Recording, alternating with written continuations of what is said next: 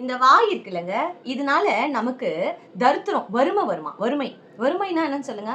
கஷ்டம், துக்கம், வேதனை, வறுமையான பாதை. இந்த பாதை வந்து இந்த வாய் நமக்கு குடுக்குமா? அது எங்க இருக்குன்னா, நீதிமொழிகள் 14வது அதிகாரம் 23வது வசனம் நான் வாசிக்கிறேன் பாருங்க.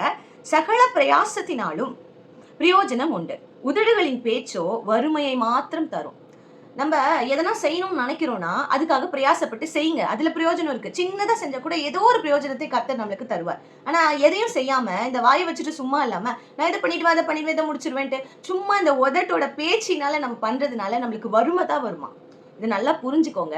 நம்ம வாயை ஜாக்கிரதையா பயன்படுத்த, நாவை அடக்கி ஜாக்கிரதையா எதை செய்தாலும் பிரயோஜனத்தோடு செய்ய, வாய் திறக்காம செயல்பாட்டுல பிரயாசத்துல நம்ம காட்டும்பொழுது அது பிரயோஜனம் உண்டு என்று கர்த்தர் சொல்லுகிறார். சோ இனி இந்த நாக்குக்கு நம்ம ஒரு காவல் வைங்க. எதை செய்ய நீங்க முயற்சி செய்தாலும் அதை அமைதலோடு பிரயாசப்பட்டு நீங்க கர்த்தரிடத்துல ஒப்பு கொடுத்து செய்யுங்க. கர்த்தர் உங்களை ஆசீர்வதிப்பார். ஆமென்.